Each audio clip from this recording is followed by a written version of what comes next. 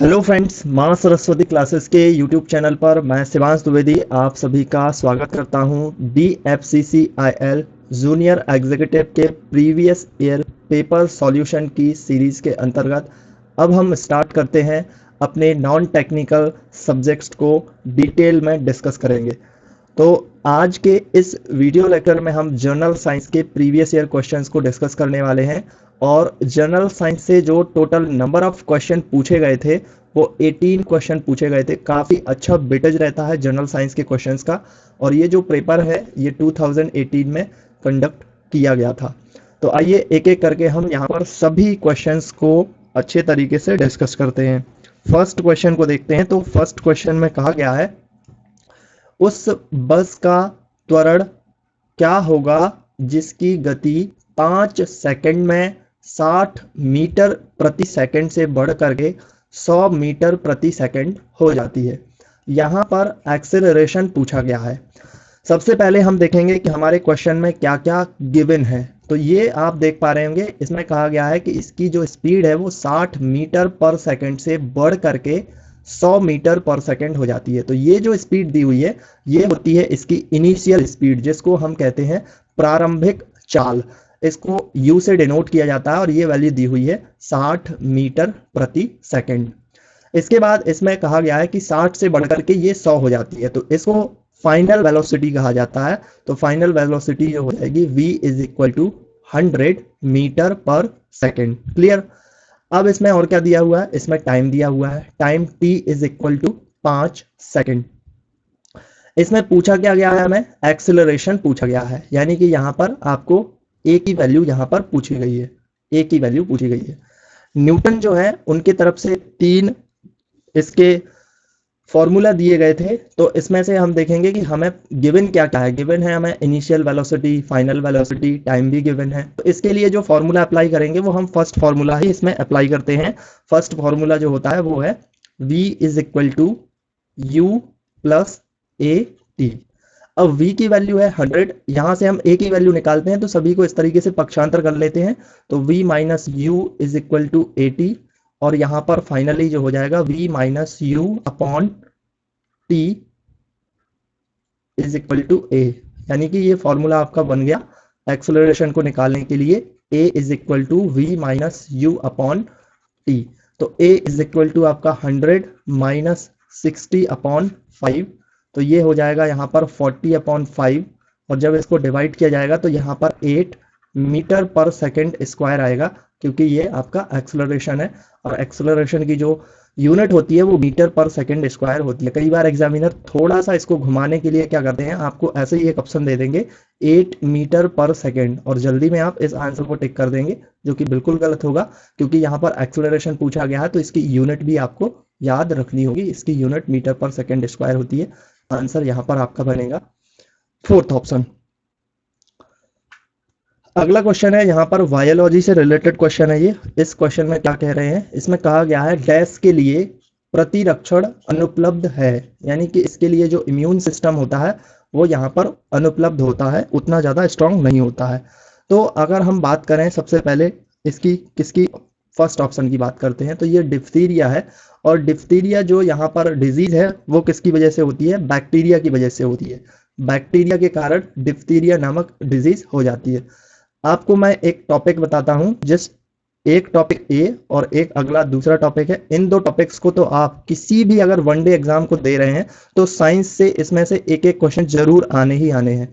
तो पहला टॉपिक तो आपका डिजीज से ही है और एक टॉपिक विटामिन से होता है।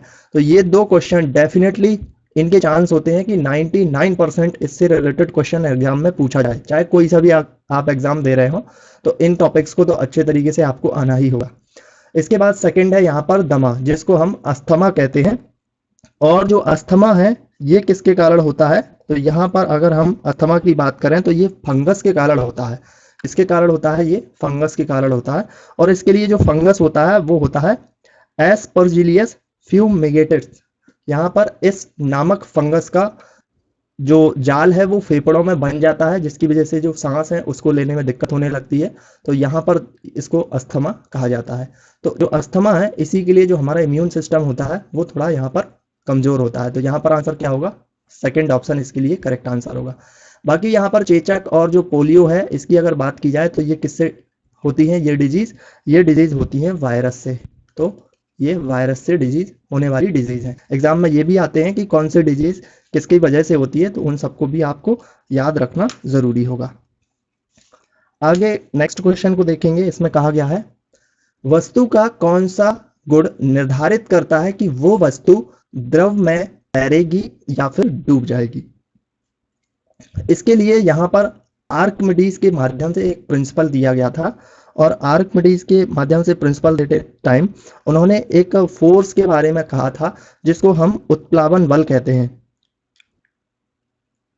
उत्प्लावन बल क्या होता है कि द्रव का एक ऐसी प्रॉपर्टी होती है जिसके कारण वस्तुओं पर ऊपर की ओर एक फोर्स लगता है। क्या होता है कि द्रव का एक ऐसा गुण होता है या फिर ऐसी प्रॉपर्टी होती है जिसके कारण क्या होता है कि वस्तुओं पर ऊपर की ओर एक फोर्स लगता है, उसे ही उत्प्लावन बल कहते हैं।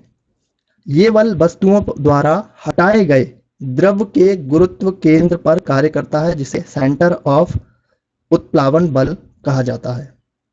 और जो उत्प्लावन बल होता है उसकी अगर हम बात करें तो ये क्या है कि डूबी हुई वस्तु के आयतन एवं द्रव के घनत्व यानी कि डेंसिटी पर ये डिपेंड कर रहा होता है। अब ये किस पर डिपेंड कर रहा है, जो डूबी हुई वस्तु है, अगर कोई वस्तु हमने पानी में डुबो दी है तो अगर उस पे अगर इस उत्प्लावन बल की बात की जाए तो ये किस पर डिपेंड करता है, उस डूबी हुई वस्तु के आयतन पर, और जिस भी द्रव में ये हमारा जो डूबा हुआ है, जो वस्तु डूबी हुई है उसके घनत्व पर ये डिपेंड करती है।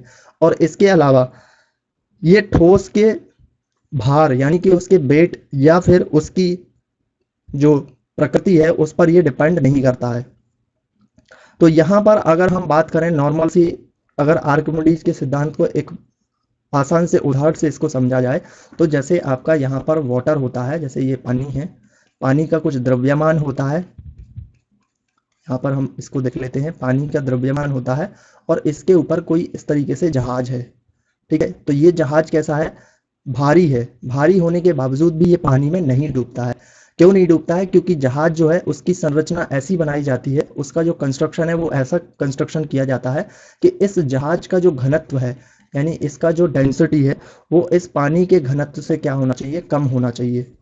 यानी जो जहाज यहाँ पर बनाया गया है, उस जहाज का जो मटेरियल उसमें यूज किया गया है उसका जो घनत्व है वो पानी के घनत्व से कैसा होना चाहिए, कम होना चाहिए, जिसके कारण ये जो वस्तु है ये पानी पर तैरती रहती है। और ये क्यों तैरती है, क्योंकि यहाँ पर उत्प्लावन जो बल है वो यहाँ पर कार्य कर रहा होता है। और ये जो उत्प्लावन बल होता है इस वस्तु के द्वारा जितना भी यहाँ पर पानी हटाया जाता है, यानी इसके द्वारा जो पानी यहाँ पर हटाया गया है वो इसके द्वारा हटाए गए पानी के प्रोपोर्शनल इस पे बल एक लगता है, उसी को आर्किमिडीज का प्रिंसिपल कहा जाता है।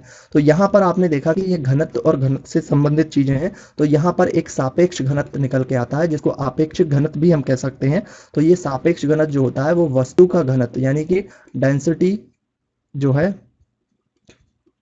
यहाँ पर वस्तु की घनत्व की बात की गई है, और इसके अलावा यहाँ पर पानी का घनत्व ये सापेक्ष घनत्व होता है। तो यहाँ पर तरल पदार्थ के सापेक्ष घनत्व के बारे में यहाँ पर कहा गया है कि वस्तु का वो गुण जो निर्धारित करता है कि वो वस्तु द्रव में डूबेगी या फिर तैरेगी। तो ये सापेक्ष घनत्व जो है, तरल पदार्थ का जो सापेक्ष घनत्व यहाँ पर निकल के आएगा, ये इस पर डिपेंड करेगा कि ये जो वस्तु आपने यहाँ पर पानी में डुबोई है यानी कि पानी के ऊपर रखी है वो डूब जाएगी या फिर तैर जाएगी। अगर ये जो घनत्व है, सापेक्ष घनत्व, यहाँ पर अगर इसकी वैल्यू जो है वो कम आती है तो यहाँ पर आपकी जो वस्तु है वो तैरती रहेगी। अगर इसकी वैल्यू ज्यादा आती है तो ये वस्तु जो है वो आपकी डूब जाएगी। कहने का मतलब जो पानी का घनत्व अगर ज्यादा हो जाता है आपके जहाज के मटेरियल के घनत्व से तो फिर आपका जहाज यहाँ पर डूब जाएगा। तो इस तरीके से यहाँ पर जो आंसर निकल के आएगा वो आपका बी ऑप्शन इसके लिए करेक्ट आंसर होगा। अगला क्वेश्चन यहाँ पर देखते हैं। नेक्स्ट क्वेश्चन में क्या कहा गया है, आभूषण निर्माण में प्रयोग किया जाने वाला 22 कैरेट सोना वास्तव में क्या है। 22 कैरेट सोना का उपयोग किया जाता है। आपने 22 कैरेट, 24 कैरेट इस तरीके से सुना होगा। तो जो 24 कैरेट होता है वो क्या है, एकदम प्योर गोल्ड होता है। वो कैसा होता है, प्योर गोल्ड होता है। इसके अलावा अगर 22 कैरेट की बात की जाए तो 22 कैरेट में क्या होता है कि यहाँ पर 22 कैरेट तो गोल्ड होता है, और इसके अलावा जो 2 कैरेट बचा होता है, जो 2 कैरेट यहाँ पर बचा हुआ है वो यहाँ पर यूज किया जाता है किसी अन्य मटेरियल यानी कि अन्य यहाँ पर धातु का यूज़ किया जाता है, जैसे कि तांबे का यूज़ किया जाता है या फिर यहाँ पर और चांदी वगैरह का भी यूज़ कर लिया जाता है। तो यहाँ पर ये इस तरीके से 22 कैरेट के अंतर्गत आता है। और जब आपने इस 22 कैरेट में क्या किया है, 22 कैरेट गोल्ड में 2 कैरेट आपने यहाँ पर कोई अन्य जो धातु है वो मिला दी है, तो ये फिर फाइनली क्या बन जाती है आपकी, ये बन जाती है आपकी मिश्र धातु, यानी कि अलाव यहाँ पर बन जाती है। तो ये होगा आपका मिश्र धातु, इसके लिए करेक्ट आंसर। अगला क्वेश्चन यहाँ पर देखते हैं, इसमें क्या कहा गया है, दो मिश्रणीय तरल पदार्थों के मिश्रण को अलग करने के लिए निम्नलिखित में से किस मेथड का उपयोग किया जा सकता है। आपके पास यहाँ पर दो तरल पदार्थ यानी कि लिक्विड हैं जो कि मिश्रित हैं, और उन मिश्रित पदार्थों को अलग अलग करना है, तो उसके लिए हम किस प्रकार की जो मेथड है उसका यहाँ पर यूज करेंगे।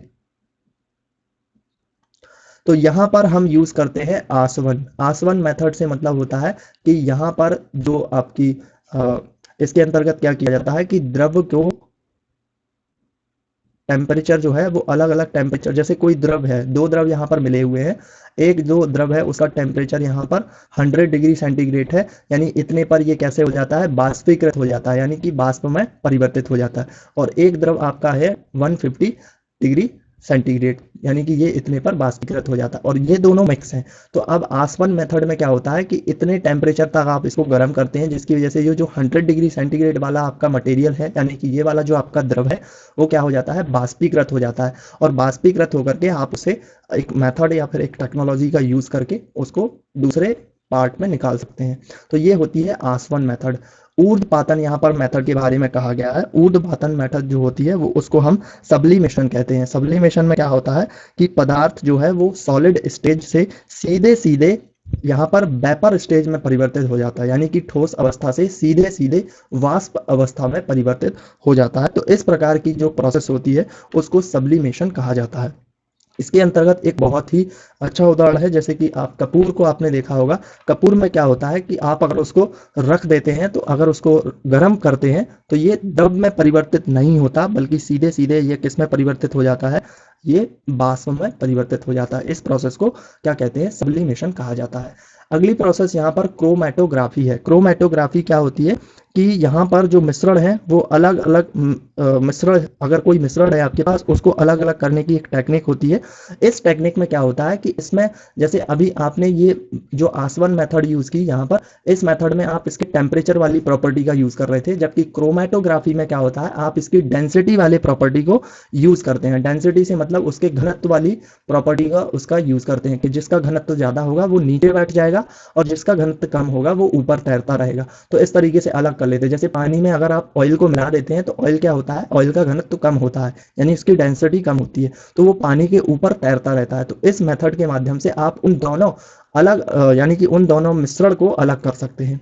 वहीं अगर हम इस अपकेंद्रण की बात करें तो अपकेंद्रण क्या होता है, यहाँ पर ये होता है सेंट्रीफ्यूगल। सेंट्रीफ्यूगल से मतलब है कि ये सेंट्रीपिटल का अपोजिट एक फोर्स होता है, जो कि एक प्रकार का आपका स्यूडो फोर्स होता है। सेंट्रीपिटल की अगर हम बात करें, सबसे पहले इसके अपोजिट जो फोर्स होता है जिसको हम सेंट्रीपिटल फोर्स कहते हैं। सेंट्रीपिटल फोर्स में क्या होता है कि अगर कोई एक वस्तु ऐसे वृत्ताकार मार्ग में चक्कर लगा रही होती है, तो इसके केंद्र के द्वारा इस पर एक फोर्स लगाया जाता है, जो कि इस वस्तु के द्वारा जो गति की जा रही है उसकी गति और उसकी यहाँ पर बैलेंस, यानी कि जो उसकी स्थिति है उसको बैलेंस की रहती है, ताकि ये यहाँ पर गिर ना जाए, ये वस्तु केंद्र में आकर के गिर ना जाए। जैसे आप साइकिल चलाते हैं या मोटरसाइकिल चलाते हैं तो आपने देखा होगा कि एक मोड़ आती है और उस मोड़ पर आप थोड़ा सा झुक जाते हैं, ऐसे आपको झुकना होता है, जिसकी वजह से यहाँ पर आपका एक सेंट्रीपिटल फोर्स लगता है, जिसकी वजह से आप गिरते नहीं हैं बल्कि आप मोड़ पर झुकते हुए आराम से वहां पर निकल जाते हैं। तो ये होता है सेंट्रीपिटल। सेंट्रीपिटल के अपोजिट एक फोर्स होता है जिसको हम सेंट्रीफ्यूगल फोर्स कहते हैं। क्या कहते हैं, सेंट्रीफ्यूगल, जिसको हम सेंट्रीफ्यूगल फोर्स कहते हैं। और ये एक प्रकार का स्यूडो फोर्स होता है। कैसा फोर्स होता है, स्यूडो फोर्स होता है। स्यूडो फोर्स का मतलब हो गया एक प्रकार का ये छद्म बल होता है। ये जस्ट इसके सेंट्रीपिटल के अपोजिट काम करता है। जैसे कि आपकी वॉशिंग मशीन में आपने देखा होगा कि वॉशिंग मशीन में आप कपड़ों को, यहाँ पर गीले कपड़े जो भी हैं आपने इस पर डाल दिए हैं, फिर इसको आपने चला दिया है, तो ये क्या होगा कि गीले कपड़े यहाँ पर आपने डाले, उनमें पानी होगा, पानी के कुछ कण होंगे, जैसे ही आप इसको चलाएंगे तो इसमें स्पीड बढ़ेगी। स्पीड बढ़ने के क्या कारण होगा कि ये जो छोटे छोटे कण हैं ये यहाँ पर गति करने की कोशिश करेंगे, इस वृत्त के अंतर्गत गति करने की कोशिश करेंगे, लेकिन ये गति नहीं कर पाएंगे बल्कि इसमें इससे बाहर निकल के आ जाएंगे। तो इस प्रकार का जो फोर्स लगता है उसको हम सेंट्रीफ्यूगल फोर्स कहते हैं। ऐसे ही जो दूध से क्रीम निकालने वाली मशीन होती है उसमें भी यही फोर्स काम करता है, यानी कि उसमें भी सेंट्रीफ्यूगल जो फोर्स है वो काम करता है। सेंट्रीपिटल जो फोर्स है वो यहाँ पर आपका, दोनों में आपको अंतर जो है वो समझ में आ गया होगा। अगला क्वेश्चन यहाँ पर देखते हैं। अगले क्वेश्चन में क्या कहा गया है, ये तो इसमें कहा गया है निम्नलिखित में से किस धातु में न्यूनतम विद्युत प्रतिरोधकता होती है। यहाँ पर रजिस्टिविटी के बारे में बात की गई है कि जो रजिस्टिविटी है वो सबसे ज्यादा किसकी कम होती है। अगर हम रजिस्टिविटी की बात करें तो यहाँ पर जो ऑप्शन यहाँ पर दिया हुआ है, यहाँ पर जो आपको ऑप्शन दिया हुआ है वो चांदी जो है उसकी रजिस्टिविटी सबसे कम होती है। रजिस्टिविटी का मतलब यहाँ पर एक ऐसी प्रॉपर्टी होती है जो हर एक मटेरियल के अंदर अपने आप में ऐसी प्रॉपर्टी होती है जो कि जो इलेक्ट्रिक करंट है उसको फ्लो होने से रोकती है। ये रजिस्टेंस नहीं है, रजिस्टेंस एक अलग प्रॉपर्टी हो जाएगी। रजिस्टिविटी जो है वो इसकी खुद की, हर एक मटेरियल की अपनी अपनी प्रॉपर्टी ऐसी होती है कि उसके प्रकृति पर ये चीज़ें डिपेंड करती हैं। अगर हम चांदी की रजिस्टिविटी की बात करें तो ये 1.8 सॉरी 1.6 इंटू 10 की पावर 8, 10 की पावर -8, ये इतनी आपकी इसकी रजिस्टिविटी होती है। चांदी की रजिस्टिविटी इतनी होती है और सबसे कम होती है ये रजिस्टिविटी, चांदी की ही सबसे कम रजिस्टिविटी होती है। और जिसकी कम रजिस्टिविटी होती है वो उतना ही ज़्यादा अच्छे तरीके से कंडक्ट कर पाता है, उसमें करंट जो है वो उतनी ही अच्छी तरीके से फ्लो हो पाता है। तो यहाँ पर आंसर होगा आपका ए ऑप्शन। नेक्स्ट क्वेश्चन को देखते हैं। तो इस क्वेश्चन में क्या कहा गया, इसमें कहा गया निम्नलिखित में से क्या एक कनेक्टिंग टिश्यू नहीं है। सबसे पहले यहाँ पर हम बात करते हैं टिश्यूज की। कनेक्टिंग टिश्यू की बात करें तो हमारे जो, अगर हम नॉर्मली एनिमल की कैटेगरी में आते हैं, हम जो भी ह्यूमंस हैं, तो एनिमल में जो टिश्यू पाए जाते हैं वो कुछ इस तरीके के टिश्यू होते हैं आपके, कुछ 4 टाइप के टिश्यू होते हैं नॉर्मली। सबसे पहले हम बात करते हैं तो ये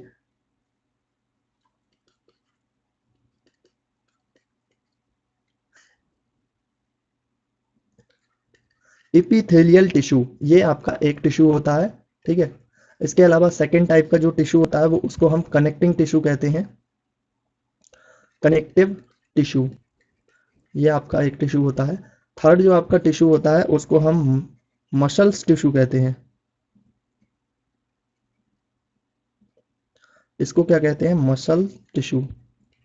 और आपका फोर्थ नंबर का जो टिश्यू पाया जाता है उसको हम नर्व टिश्यू कहते हैं, नर्व टिश्यू। तो यहाँ पर जो हमारी ह्यूमन बॉडी में जो टिश्यू पाए जाते हैं वो कुछ इतने टाइप के टिश्यू पाए जाते हैं यहाँ पर।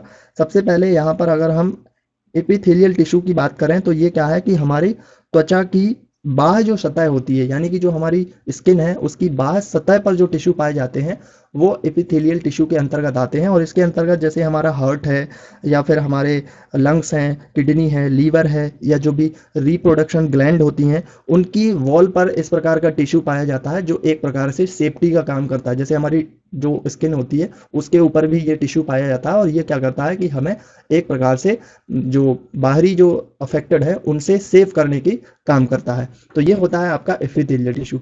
इसके अलावा दूसरा टिश्यू होता है जिसको हम कनेक्टिंग टिश्यू कहते हैं। कनेक्टिंग टिश्यू क्या होता है, इसके नाम से ही आप समझ पा रहे हो, कनेक्ट, यानी कि ये टिश्यू आपका कनेक्टिंग टिश्यू है। और ये जो है शरीर के जो भी आपके अन्य अंग होते हैं या फिर ऊतक होते हैं, यानी कि टिश्यू होते हैं, उनको हमारे अंगों से आपस में जोड़ने के काम में आता है। यानी कि कनेक्टिव टिश्यू क्या करता है कि शरीर के अंगों को टिश्यू से जोड़ता है। जैसे कि आपका ब्लड हो गया, आपकी जो लसिका हो गई वो इसके अंतर्गत आती है, जो अस्थि है, उपास्थि है, ये सभी के सभी आपके कनेक्टिव टिश्यू के अंतर्गत आते हैं। और इनका काम क्या होता है कि ये हमारे बॉडी के टेम्परेचर को भी कंट्रोल करते हैं और इसके अलावा जो डेड सेल होती हैं उनको नष्ट करती हैं। तो ये होते हैं आपके कनेक्टिव टिश्यू। कनेक्टिव टिश्यू का मतलब आप समझ गए कि इसके नाम से ही समझ पा रहे होंगे कि ये हमारे टिश्यूज को, हमारे जो अंग और ऑर्गन्स होते हैं उनसे जोड़ने का काम करते हैं। तो यहाँ पर कनेक्टिव टिश्यू के अंतर्गत क्या है, उपास्थि ये भी होता है आपका, ब्लड होता है आपका, अस्थियां भी होती हैं, लेकिन जो स्किन होती है वो एपिथेलियल टिश्यू के अंतर्गत आती है, पहले वाले टिश्यू के अंतर्गत आती है। तो यहाँ पर नहीं पूछा गया है तो नहीं आपका ये आंसर होगा। बाकी आपका मसल टिश्यू जो है वो तो आपके मसल्स टिश्यू जो हमारी शरीर की मसल्स होती हैं वो इसके अंतर्गत आती हैं। और नर्वस जो टिश्यू होता है उसका का यहाँ पर है कि जो न्यूरॉन्स वगैरह होते हैं उनमें जो ये टिश्यू पाए जाते हैं। अगला क्वेश्चन है, which of the following harmful radiations from sun are absorbed by the ozone layer. इनमें से कौन से हानिकारक रेडिएशन को सूर्य से जो आ रही हैं उनको ओजोन लेयर के द्वारा एब्जॉर्ब कर लिया जाता है। तो ये होती है आपकी अल्ट्रा वायलेट वी टाइप की रेज। यहाँ पर अगर अल्ट्रा वायलेट रेज की बात की जाए तो ये आपकी कितनी टाइप की होती हैं, यूवी। यूवी रेज की अगर बात की जाए तो ये होती हैं 3 टाइप की, यूवी ए, यूवी बी और यूवी सी। यहीं पर अगर अल्ट्रा वायलेट ए टाइप की होती है तो इसकी जो वेवलेंथ होती है वो इन दोनों के कंपैरिजन में ज्यादा होती है, जबकि इनकी जो वेवलेंथ होती है ये अल्ट्रा वायलेट ए टाइप की जो रे होती है उससे कैसी होती है, कम होती है। तो अल्ट्रा वायलेट ए और अल्ट्रा वायलेट वी इसको जो है ओजोन लेयर एब्जॉर्ब कर लेती है, क्योंकि इसकी वेवलेंथ कम होती है, इसकी वजह से इन दोनों को एब्जॉर्ब कर लिया जाता है। तो यहाँ पर आपका आंसर होगा अल्ट्रा वायलेट बी।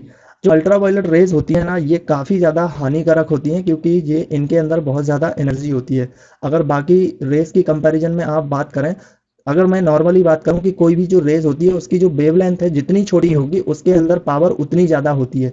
जैसे आपके पास 2 वेवलेंथ है, एक की वेवलेंथ, एक रे है जिसकी एक की वेवलेंथ ये है और एक की वेवलेंथ ये है, तो पावर सबसे ज़्यादा इसमें होती है।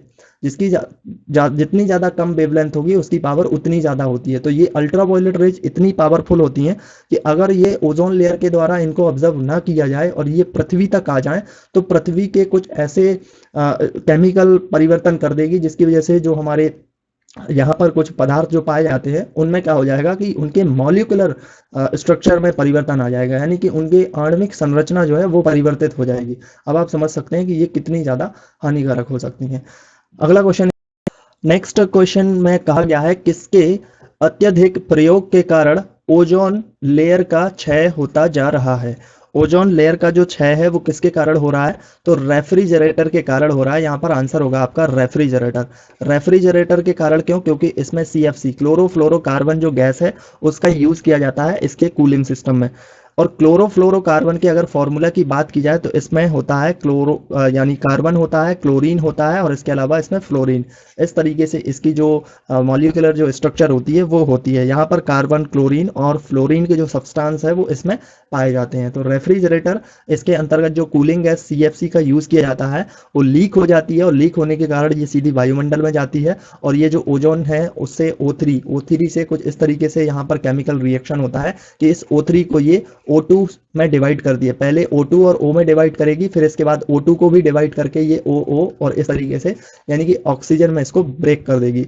तो ये क्या है, आपकी ओजोन जो लेयर, हमारी ओजोन लेयर होती है वो यहाँ पर उसकी जो कह सकते हैं जो लेयर है वो धीरे धीरे कम होने लगती है और ये इस तरीके से इसमें डिके होने लगता है। अगला क्वेश्चन देखते हैं। तो इसमें कहा गया है प्लाज्मोडियम निम्नलिखित में से किस विधि के द्वारा प्रजनन करते हैं। जो प्लाज्मोडियम है वो किसके द्वारा यहाँ पर रिप्रोडक्शन किया जाता है। प्लाज्मोडियम की अगर बात की जाए तो ये रिप्रोडक्शन करते हैं किसके माध्यम से, मल्टीपल फिजन्स के माध्यम से, यानी कि बहुविखंडन, मल्टीपल फिजन्स के माध्यम से ये क्या करते हैं, रिप्रोडक्शन इनमें पाया जाता है। तो यहाँ पर आंसर होगा आपका ए ऑप्शन।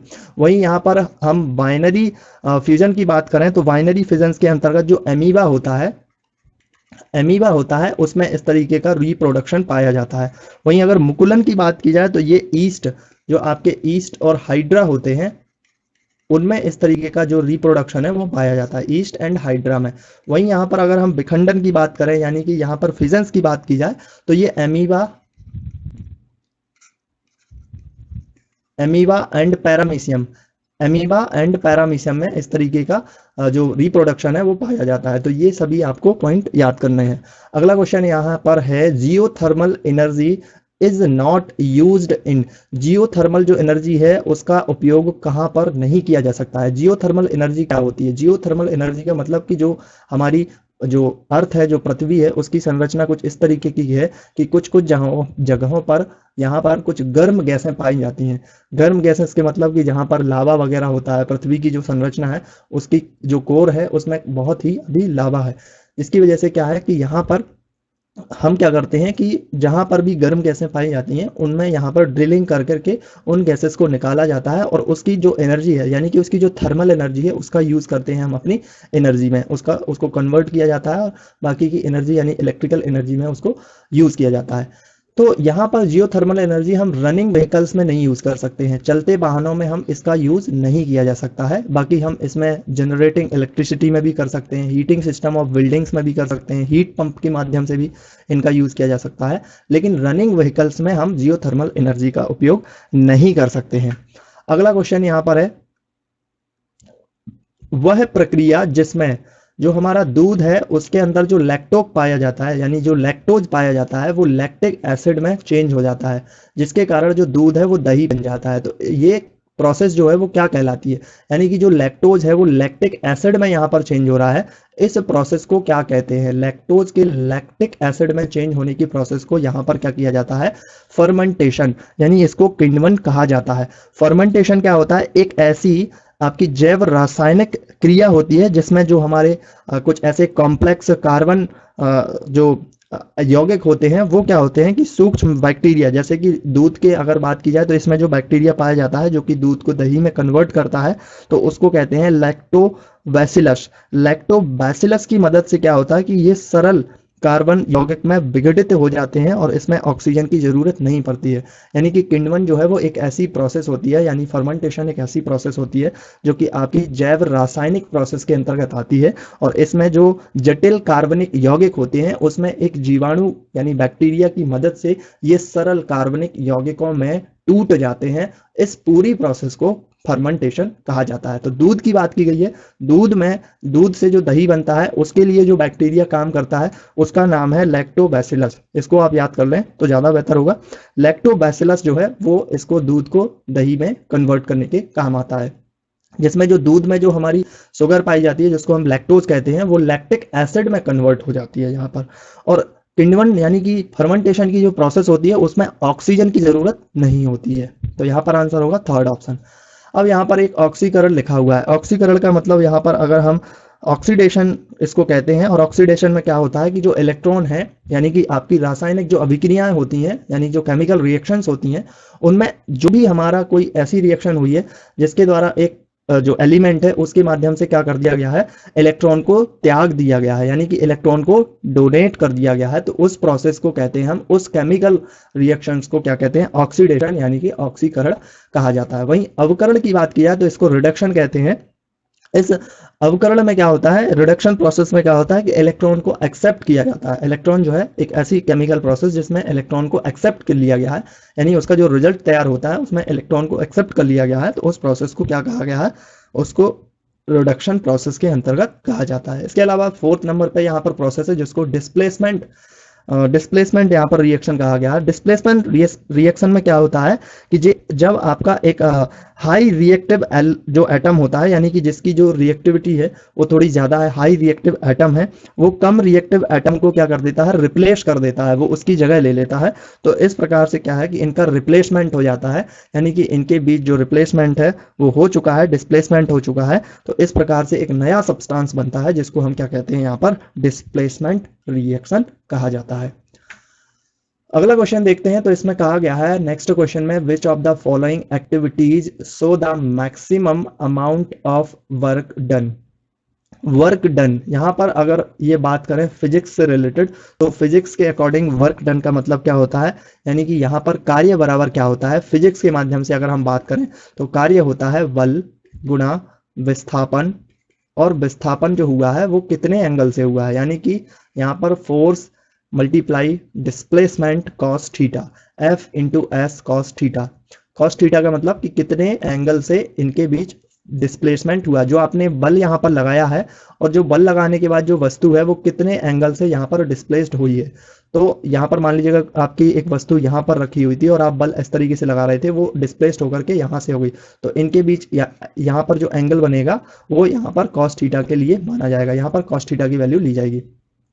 तो यहाँ पर देखते हैं कि वर्क डन जो है वो सबसे ज़्यादा कहाँ पर हो रहा है। तो सबसे पहले ऑप्शन में है रीडिंग द मेमोरिंग फॉर एग्जाम्स, यानी कि रीडिंग द मेमोरिंग फॉर एग्जाम्स। क्या एग्जाम्स के लिए जो हम पढ़ते हैं, जो याद करते हैं, उसमें वर्क डन ज़्यादा हो रहा है? देख रहे हैं कितने चालाक हैं ये लोग, ये कह रहे हैं कि नहीं हो रहा है। ठीक है, सेकंड ऑप्शन में कहा गया है ये green plant carrying out photosynthesis, यानी जो हरा पौधा है वो फोटोसिंथेसिस की उसमें जो प्रोसेस हो रही है, क्या उसमें वर्क डन ज्यादा हो रहा है? तो यहाँ पर भी नहीं। थर्ड में है a man standing with a load on his head, एक व्यक्ति यहाँ पर खड़ा हुआ है जो कि क्या है, इस तरीके से उसके सर पर लोड रखा हुआ है। तो ये अगर बस खड़ा ही है, ये चल भी नहीं रहा, अगर चलता भी होता तब भी इसके द्वारा जीरो वर्क ही होता। तो यहाँ पर अगर एक मैन खड़ा है लोड लिए तो उसके द्वारा भी कोई वर्क डन नहीं हो रहा है फिजिक्स के माध्यम से। और नेक्स्ट यहाँ पर climbing up a tall tree, एक पेड़ है, यहाँ पर पेड़ इस तरीके से आप देख सकते हैं, ये पेड़ बना हुआ है और इस पेड़ पर एक जो पर्सन है वो यहाँ पर इस पे चढ़ रहा है। तो पर्सन जो चढ़ रहा है उसके द्वारा जो फोर्स लगाया जा रहा है वो कुछ फोर्स होगा, और यहाँ पर इसके द्वारा डिस्प्लेसमेंट भी होगा, क्योंकि स्टार्टिंग से ये कुछ चढ़ेगा तो कुछ तो डिस्प्लेसमेंट होगा, तो डिस्प्लेसमेंट होगा। और इनके बीच जो एंगल बन रहा है वो कितना बन रहा है? जीरो एंगल बन रहा है, यानी कि कॉस थीटा की वैल्यू कितनी होगी? जीरो। और कॉस जीरो की वैल्यू क्या होती है? वन होती है। वन होती है तो यहाँ पर आपका जो वर्क डन होगा वो कैसा होगा? मैक्सिमम होगा। तो यहाँ पर जो आपका वर्क डन है वो मैक्सिमम एज कम, यहाँ पर अगर हम अकॉर्डिंग टू फिजिक्स देखें तो देखना आप यहाँ पर कि आपको एक पेड़ पर चढ़ने के कारण आपका जो वर्क है वो ज़्यादा कहलाएगा एज कम्पेयर टू आपको एग्जाम के लिए पढ़ने से। तो ठीक है, आप पढ़ाई करो, पढ़ाई करने में ज़्यादा वर्क नहीं लगता है, ऐसा हम नहीं कह रहे, ऐसा फिजिक्स कह रही है। चलो नेक्स्ट क्वेश्चन को देखते हैं। इसमें कहा गया है sonar. Sonar is a device to measure the distance, direction and speed of underwater object it uses. Sonar जो है एक ऐसी डिवाइस होती है जो कि मेजर करती है डिस्टेंस को, डायरेक्शन को, स्पीड को पानी के अंदर। पानी के अंदर कोई ऑब्जेक्ट चल रहा है तो उसकी स्पीड को, उसकी दिशा को या फिर उसकी दूरी को सोनार की डिवाइस के माध्यम से क्या किया जाता है? यहाँ पर डिटेक्ट किया जाता है। तो बताइए कि उसमें जो हम वेवफॉर्म यूज करते हैं वो किस प्रकार की वेवफॉर्म का यूज किया जाता है? सोनार में जो वेवफॉर्म यूज की जाती है वो अल्ट्रासोनिक वेवफॉर्म का इसमें यूज किया जाता है। किस प्रकार की वेवफॉर्म यूज की जाती है? अल्ट्रासोनिक। सोनार जो है वो कई बार एग्जाम में इसका फुल फॉर्म भी पूछा जाता है, तो इसको आप लिख सकते हैं sound navigation, sound navigation and ranging. Sound navigation and ranging, इसमें जो यूज की जाती है वेवफॉर्म वो कौन सी होती है? अल्ट्रासोनिक। इसी से एक और सिस्टम होता है जिसको हम रेडार भी कहते हैं। रेडार क्या होता है कि जमीन पर एक ऐसी डिवाइस होती है जो कि आसमान में जो भी वस्तु है उसकी स्थिति को, उसकी डायरेक्शन को और उसके डिस्टेंस को रेडार के माध्यम से क्या किया जाता है? डिटेक्ट किया जाता है। तो रेडार जो है उसका फुल फॉर्म होता है, उसको भी आप याद कर लें, radio detection, radio detection and ranging. Radio detection and ranging. Radar में जो हम वेवफॉर्म यूज करते हैं, यानी कि इसके लिए जो हम वेवफॉर्म यूज की जाती हैं वो कैसी होती हैं? माइक्रोवेव्स का इसमें यूज किया जाता है, या फिर रेडियो वेव्स का भी यूज किया जाता है। माइक्रोवेव और रेडियो वेव्स, इन दोनों का रडार के सिस्टम में यूज किया जाता है। तो इसको आप जरूर याद कर लें, रडार और सोनार के फुल फॉर्म बहुत बार एग्जाम में पूछे जाते हैं। अगला क्वेश्चन यहाँ पर देखते हैं। तो इस क्वेश्चन में क्या कहा गया है? कोशिका विभाजन की एक ऐसी प्रोसेस जिसके द्वारा शरीर की अधिकांश कोशिकाएं विकास के लिए विभाजित होती हैं, उसको क्या कहते हैं? तो कोशिका विभाजन जो होता है उसकी अगर हम बात करें तो ये वैसे तो हमारा तीन टाइप में होता है। सेल डिवीजन, सेल डिवीजन तीन टाइप में होता है। एक होता है आपका एमिटोसिस, जिसको हम हिंदी में असूत्री विभाजन कहते हैं। एक होता है आपका मीटोसिस, जिसको हम यहाँ पर समसूत्री विभाजन कहते हैं। और एक होता है आपका मियोसिस, मियोसिस, जिसको हम क्या कहते हैं? अर्धसूत्री विभाजन। इसको अर्धसूत्री विभाजन कहा जाता है। एमिटोसिस जो होता है वो हमारे अविकसित कोशिकाओं में होता है। अविकसित कोशिकाओं का मतलब कि जिन कोशिकाओं की जो विकसित संरचना है वो पूर्ण नहीं मानी जाती है, जिसमें जो न्यूक्लियस है वो पूरी तरीके से विकसित नहीं होता है, उसको हम कह सकते हैं कि अविकसित कोशिकाएं होती हैं, और जिनके अंतर्गत जो है प्रोकैरियोटिक सेल आते हैं। और इस प्रकार की जो कोशिकाएं होती हैं वो जीवाणु हो गए, ब्लू ग्रीन एल्गी हो गई यानी नील हरित शैवाल हो गई, ईस्ट हो गया, अमीबा हो गया, प्रोटोजोआ होगा, उस तरीके से जो प्रोसेस होती है, यानी कि यहाँ पर जो सेल डिवीजन होता है वो एमिटोसिस होता है। माइटोसिस और मियोसिस जो होता है वो ह्यूमन बॉडी के अंदर जो सेल पाई जाती हैं, यानी ह्यूमन हो गया या जो भी एनिमल्स हो गए, उनमें इस तरीके की प्रोसेस पाई जाती हैं। सो जो आपकी जो यहाँ पर मीटोसिस प्रोसेस होती है, जिसको समसूत्री विभाजन कहते हैं, इस प्रोसेस के अंतर्गत क्या होता है कि शरीर की जो कोशिकाएं हैं वो विकास करने के लिए विभक्त होती हैं। तो यहाँ पर शरीर को डेवलप करने के लिए, शरीर को कैसे करने के लिए, डेवलप करने के लिए, जैसे हमारा शरीर है डेवलप होता है, यानी पहले हम छोटे होते हैं, तो छोटे होने के बाद धीरे धीरे बड़े होते हैं, तो ये सभी की सभी प्रोसेस जो हो रही हैं वो हमारी कोशिका विभाजन के अंतर्गत ही हम छोटे से बड़े होते जा रहे होते हैं। और जो मियोसिस होता है उसमें क्या होता है कि नया ऑर्गन जो है वो बनता है, यानी कि जैसे कि जो रिप्रोडक्शन होता है तो उसमें जो हमारा कह सकते हैं कि जो भ्रूण होता है वो इस प्रोसेस के अंतर्गत बनता है। अगला यहाँ पर क्वेश्चन है, the term rancidity is used for the deterioration of which food component. Rancidity एक प्रोसेस होती है, रेंसिडिटी यानी कि आपकी डिटोरियोरेशन की फूड कंपोनेंट के अंतर्गत एक प्रोसेस होती है जो कि फैट में पाई जाती है। यहाँ पर ये फैट में जो प्रोसेस होती है वो इसके अंतर्गत आती है, तो यहाँ पर आपका फर्स्ट ऑप्शन इसके लिए करेक्ट आंसर बन जाएगा। अगला क्वेश्चन यहाँ पर है कि वन उन्मूलन का परिणाम क्या होता है। वन उन्मूलन से मतलब होता है डिफॉरेस्टेशन। डिफॉरेस्टेशन यानी कि वनों की कटाई। अगर हम वनों की ज़्यादा कटाई करते हैं तो उससे क्या होगा कि बायोडाइवर्सिटी जो है उसमें सबसे ज़्यादा लॉस होगा, यानी कि बायोडाइवर्सिटी जो है वो बदल जाएगी, उसका जो साइकिल है उसमें अफेक्ट आ जाएगा, जिसकी वजह से पूरा का पूरा बायोडाइवर्सिटी जो है वो चेंज होने लगेगी। तो यहाँ पर आपका आंसर होगा थर्ड ऑप्शन। बायोडाइवर्सिटी का आपने साइकिल पढ़ा होगा ना, कि घास होती है, घास को फिर कोई कीट खाता है, यानी कि टिड्डा वगैरह खाते हैं, फिर उसको कोई बड़ा, उससे बड़ा, फिर उससे बड़ा, फिर उससे बड़ा, इस तरीके से एक बायो चक्र यहाँ पर चलता रहता है, उसको हम बायोडाइवर्सिटी के अंतर्गत इस तरीके से कहा जाता है। अगला क्वेश्चन यहाँ पर नेक्स्ट देखते हैं, इसमें कहा गया है प्रोटियम, ड्यूटीरियम और ट्राइटियम ये हाइड्रोजन के क्या हैं। तो प्रोटियम, ड्यूटीरियम और ट्राइटियम की अगर हम बात की जाए तो ये हाइड्रोजन के आइसोटोप होते हैं। आइसोटोप का मतलब यहाँ पर समस्थानिक होते हैं, आइसोटोप्स। ये क्या है, आइसोटोप्स हैं हमारे किसके, हाइड्रोजन के। आइसोटोप क्या होते हैं कि इनमें, आइसोटोप में क्या होता है कि इनकी जो परमाणु क्रमांक यानी कि जो एटॉमिक नंबर है, एटॉमिक जो नंबर है वो कैसे होते हैं, इक्वल होते हैं, सेम होते हैं, एटॉमिक नंबर इक्वल होते हैं, लेकिन इनका जो एटॉमिक मास होता है वो यहाँ पर चेंज होता है। एटॉमिक मास यहाँ पर वेरिएबल होता है। कैसा होता है, वेरिएबल, यानी अलग अलग होता है इस तरीके से। तो एटॉमिक नंबर जो डिपेंड करता है वो किस पर डिपेंड करता है, वो प्रोटॉन पर डिपेंड करता है। प्रोटॉन जो होते हैं ना, उनकी नंबर ऑफ प्रोटॉन पर ये एटॉमिक नंबर डिपेंड करता है। जैसे मान लीजिएगा हमारे पास एल्यूमिनियम है, तो एल्यूमिनियम का अगर हम यहाँ पर बात करें, जो इसका एटॉमिक नंबर होता है वो 13 होता है। 13 का मतलब क्या होगा कि इसमें 30 प्रोटॉन होते हैं और 30 ही इलेक्ट्रॉन होते हैं। अब मान लीजिएगा कभी आपने इसमें से एक आध इलेक्ट्रॉन निकाल लिया तो यहाँ पर 12 इलेक्ट्रॉन बचेंगे, लेकिन इसकी जो एटॉमिक नंबर है वो 13 ही कही जाएगी, क्योंकि इसमें प्रोटॉन कभी नहीं निकलते हैं और प्रोटॉन की जो संख्या है वो यहाँ पर कांस्टेंट रहती है, यानी कि यहाँ पर स्थिर रहती है, और ये प्रोटॉन के नंबर पर ही डिपेंड करता है एटॉमिक नंबर। तो यहाँ पर आइसोटोप में आपका P निकल के आ रहा है, तो आप इस तरीके से इसको याद कर सकते हैं। आइसोटोप में क्या होता है, प्रोटॉन जो है वो सेम होते हैं, और प्रोटॉन का मतलब हो गया यहाँ पर एटॉमिक नंबर का सेम होना, तो इसको कहा जाता है आइसोटोप। आपके हाइड्रोजन है उसके 3 समस्थानिक कौन कौन से होते हैं, तो यहाँ पर आप देख सकते हैं 1H1, 1H2 और 1H3। तो यहाँ पर आप देख रहे हैं इनका जो यहाँ पर एटॉमिक नंबर है वो सबका सेम है, जबकि यहाँ पर ये जरूरी नहीं होता कि इनका एटॉमिक मास है वो सेम रहे, यहाँ पर वेरिएबल चलता है ये। तो ये इस तरीके से यहाँ पर आंसर होगा आपका थर्ड नंबर का, यानी कि समस्थानिक आइसोटोप्स। तो इस तरीके से यहाँ पर हमने जो जनरल साइंस के क्वेश्चन है 2018 में जो पूछे गए हैं उनको यहाँ पर कवर कर लिया है। आगे हम एक नया जो हमारा टॉपिक है उसको लेकर के आएंगे नॉन टेक के अंतर्गत। तो अगर आप चैनल पर नए हैं, सब्सक्राइब करना, नोटिफिकेशन बेल आइकन को भी प्रेस कर देना, वीडियो को लाइक करना, शेयर जरूर करना अपने दोस्तों के साथ।